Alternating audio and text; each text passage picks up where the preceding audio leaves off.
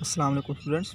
आज के लेक्चर में हम पेपर बी जो है वो इसको डिस्कस करेंगे। हमने पहले पेपर ए पढ़ा था, अब हम मूव कर रहे हैं पेपर बी की तरफ। क्योंकि आपका जो अगस्त में जो आपकी टर्म होनी है उसमें 1/3 सिलेबस होगा आपका, ठीक है। तो चैप्टर जो आपका ए पेपर है उसके आपके 13 चैप्टर थे। 13 में से 4 हमने पढ़ लिए हैं। तो वो हमने जो एक था हमने यानी फ़र्स्ट टर्म के लिए सिलेबस जो था वो आपका पूरा हमने कर लिया है। अब हम पेपर बी की तरफ आ रहे हैं। पेपर बी आपको पता है बड़ा इंपॉर्टेंट पेपर है, चाहे वो आपका उर्दू का सब्जेक्ट हो या इंग्लिश का। इसमें जो पेपर बी है ये बड़ा मैटर करता है। और पेपर बी में आज जो हम क्वेश्चन शुरू कर रहे हैं वो सबसे इम्पोर्टेंट है आपकी इस, ठीक है, सब्जेक्ट में इंग्लिश जो है आपका ऐसे जो हम इंशाल्लाह आज पढ़ेंगे। तो ऐसे जो है ये आपके पेपर में सबसे ज़्यादा मार्क्स का क्वेश्चन है ये आपका, यानी आप ऐसे जो लिखेंगे उसके 15 मार्क्स हैं, 15 नंबर, ठीक है। अगर आप किसी एक टॉपिक पे ऐसे लिखेंगे तो आपका जो पेपर है उसमें सबसे ज़्यादा किसी क्वेश्चन के अगर नंबर हैं तो वो यही क्वेश्चन है। इसके अलावा जो पेपर बी है उसमें आपको एक ट्रांसलेशन आ जाएगी, उर्दू पैराग्राफ होगा उसको आपने इंग्लिश में ट्रांसलेट करना है, उसके 8 नंबर हैं। इसके साथ साथ आपके डायरेक्ट इनडायरेक्ट हैं, ठीक है। आप डायरेक्ट एंड इनडायरेक्ट हैं, यानी मतलब ये है कि आपने 9th क्लास में पढ़े थे ना एक्टिव और पैसिव सेंटेंस थे, आपने एक्टिव को पैसिव में चेंज करना होता है, या बाज़ औक़ात ये होता था कि पैसिव वाइज दिया होता था उसको आपने एक्टिव वाइज में चेंज करना होता था। तो अब यहाँ पे आपको एक डायरेक्ट सेंटेंस दिया गया होगा, उसको आपने इनडायरेक्ट में क्या करना है जी, चेंज करना है। वो भी इंशाल्लाह हम पढ़ेंगे, रूल्स उसके जितने भी हैं उसको डिस्कस करेंगे। तो उसके 5 नंबर हैं, यानी 15 मार्क्स का आपका ऐसे हो गया, 8 नंबर का आपका हो गया उर्दू टू इंग्लिश पैराग्राफ, ठीक है। और उसके बाद 5 नंबर जो हैं वो किसके हैं जी, डायरेक्ट एंड इनडायरेक्ट के हैं। ये आपका बी पेपर है सारा। तो ये ऐसे मैं पहले अब जैसे आपको बता चुका हूँ कि बहुत ज़्यादा इंपॉर्टेंट है ये ऐसे आपका 15 मार्क्स हैं, और इसमें अगर आप मैक्सिमम मार्क्स लेते हैं तो आपकी ओवरऑल जो मार्क्स हैं वो क्या हो जाएंगे जी, इम्प्रूव हो जाएंगे। अब सबसे पहले ऐसे है क्या, आप लोगों ने 9th में तो लेटर पढ़ा था, शायद 8th क्लास में आपने ऐसे पढ़े होंगे। तो ऐसे 8th क्लास में भी शायद उस तरह आप डिटेल के साथ आपको नहीं बताया गया होगा ऐसे के बारे में। तो ऐसे का मतलब ये होता है कि आप किसी भी टॉपिक पे डिटेल्ड डिस्कशन करते हैं। आपको कोई टॉपिक दिया जाता है, उस पर आपने डिटेल के साथ क्या करना होता है जी, लिखना होता है। और उसको यानी आपने जस्टिफ़ाई करना होता है कि जो टॉपिक आपको दिया गया है लिखने के लिए उसको आपने जस्टिफ़ाई किया है अपने मटेरियल के साथ, जो भी मवाद आपके पास होगा। अब ठीक है, एक मसला ये भी है कि अब चलें आपके पास मटेरियल जो है उस टॉपिक से रिलेटेड है, अब उसको डिलीवर कैसे करना है ये भी बड़ा इंपॉर्टेंट है। यानी अगर आप किसी चैप्टर पे ऐसे यानी किसी टॉपिक पे ऐसे लिख रहे हैं, आपके पास मटेरियल मौजूद है, अब उस मटेरियल को डिलीवर कैसे करेंगे ये भी एक बड़ा इंपॉर्टेंट जो है वो क्वेश्चन है। अब सबसे पहले चूँकि डिटेल डिस्कशन होती है आपकी ऐसे किसी भी टॉपिक पे, ठीक है। तो इसका के लिए सबसे ज़रूरी ये है कि आप इसको पैराग्राफ्स पे लिखेंगे, यानी डिफरेंट पैराग्राफ्स 3 हो गए, 4, 5, इन पैराग्राफ्स में आपने उस मटेरियल को क्या करना है जी, डिवाइड करना है। ये बड़ा इंपॉर्टेंट है आपके लिए। पैराग्राफ और ऐसे में डिफरेंस है, ये बात याद रखनी है। अगर आप लिख रहे हैं ना, बाज़ का होता है कि right a paragraph on the topic of courtesy या किसी भी माई स्कूल जो भी आपका होगा। तो पैराग्राफ होता है ये होता है कि आपने एक ही पैरे में जो है वो सारा कुछ डिस्कशन जो है आपने करनी होती है। ऐसे पैराग्राफ से थोड़ा सा डिफरेंट होता है वो इस तरह कि आपने वो डिफरेंट पैराग्राफ्स में आपने मटेरियल डिवाइड करके अपना जो मैसेज है वो कन्वे करना होता है, या आपने उस टॉपिक को जस्टिफाई करना होता है।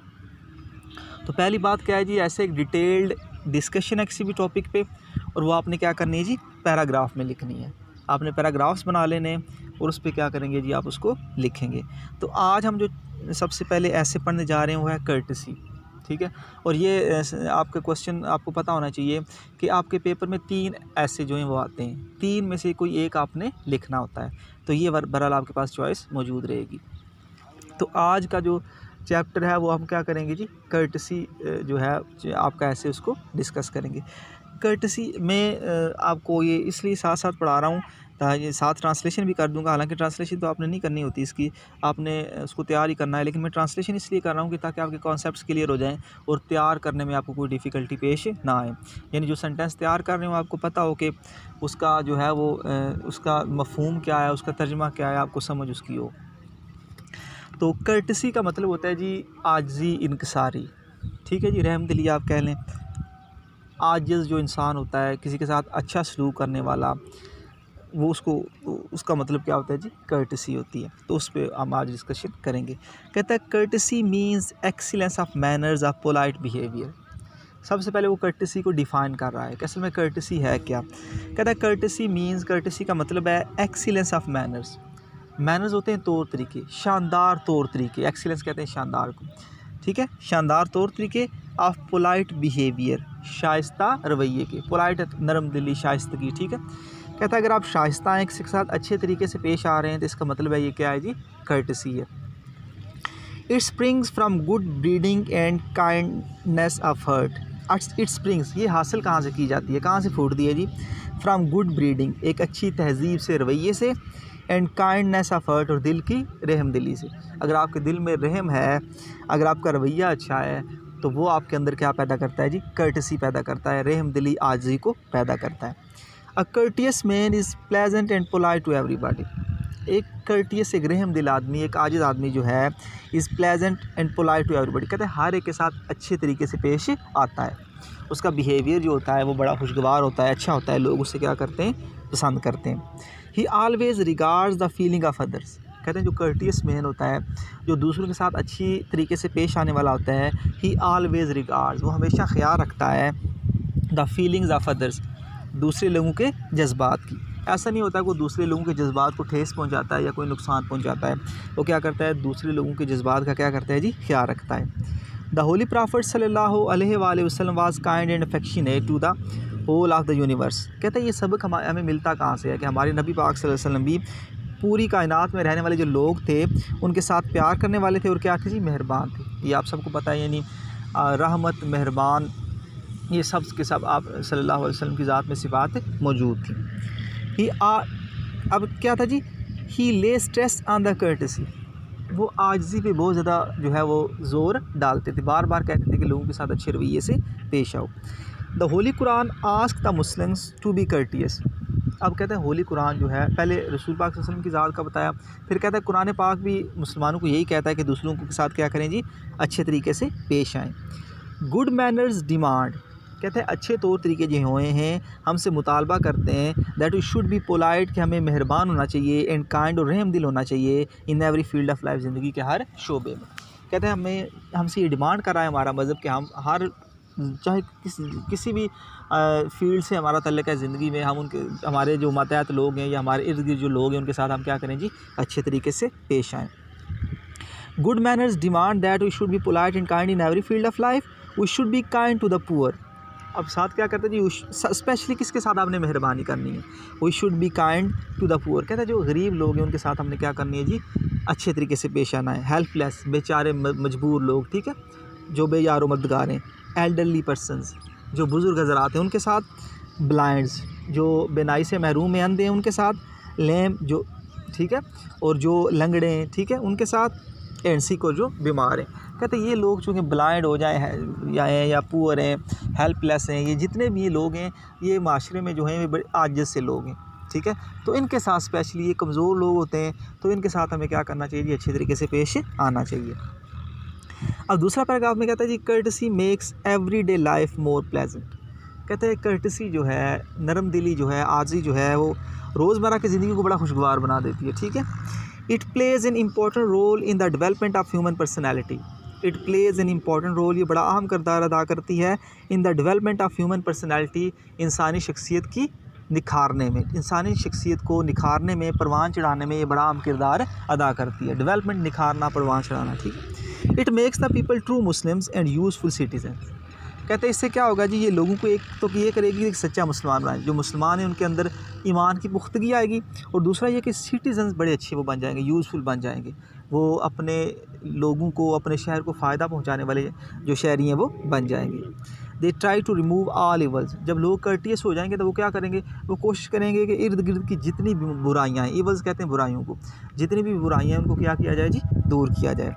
Courtesy builds the character of a Muslim society. कहते हैं ये सिर्फ एक इंसान तक महदूद नहीं है, बल्कि क्या है जी, कर्टसी जो है बिल्ड्स, ये तामीर करती है the character of a Muslim society, एक मुस्लिम माशरे के किरदार को।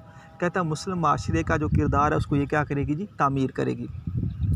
ये सारी चीज़ें कर्टसी के फ़ायदे हैं। It develops the physical mental and spiritual aspect of their personality. It develops कहता है ये परवान चढ़ाएगी द फिज़िकल जिस्मानी मेंटल ज़हनी एंड स्पिरिचुअल और रूहानी एस्पेक्ट्स पहलुओं को ऑफ देयर पर्सनैलिटी उनकी शख्सियत के। कहता है मतलब ये है कि अगर एक इंसान जो है दूसरे के साथ अच्छे तरीके से पेश आएगा तो उसका फ़ायदा ये होगा कि वो जिस्मानी तौर पर, ज़हनी तौर पर, रूहानी तौर पर क्या होगा जी, उसकी शख्सियत के अंदर निखार आएगा और वो लोगों को क्या करेगा जी, फ़ायदा पहुंचाएगा, वो लोगों का बुरा नहीं चाहेगा।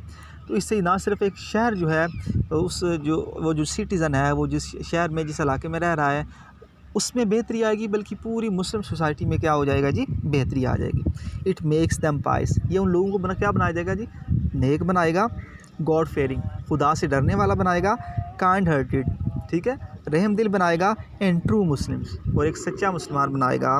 It develops in them loyalty and thoughtfulness for others, ठीक है जी। इट डिवेल्प्स इन देम, वो उनके अंदर पैदा करेगी लॉयल्टी, वफादारी को, एंड थॉटफुलनेस फॉर अदर्स, और दूसरों के लिए सोचने की क़ुव्वत को। ये क्या करेगी जी, इंसान के अंदर दूसरों के लिए सोचने की क़ुव्वत और वफादारी को क्या करेगी जी, परवान चढ़ाएगी। ये आपका चैप्टर है, इसको आपने ये ऐसे है, ठीक है, तो इसको आपने ये करना है कि ये तैयार करना है। आप ये जो ऐसे है इसको आपने तैयार करना है, या आपने तैयार कर लें, और 15 मार्क्स का ये होता है, ठीक है।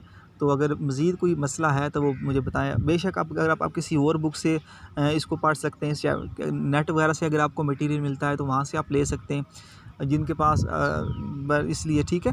तो अगर नहीं तो आपने जो ये मैं आपको दे रहा हूँ इसको आपने क्या करना है जी, सही तरह तैयार करना है। मटेरियल आप जहाँ से मर्ज़ी लें, लेकिन इस टॉपिक से रिलेटेड हो और उसमें कोई ग्रामेटिकली कोई स्पेलिंग की मिस्टेक ना हो। तो इंशाल्लाह कल हम जो है वो नेक्स्ट आपका जो ऐसे है उसको पढ़ेंगे, लेकिन ये आपने साथ साथ तैयार करते जाना है। अगर मज़ीद कोई मसला हो तो आप पर्सनली मुझे टेक्स्ट कर सकते हैं इस ऐसे के बारे में, या और कोई अगर मसला है तो आप मुझे बता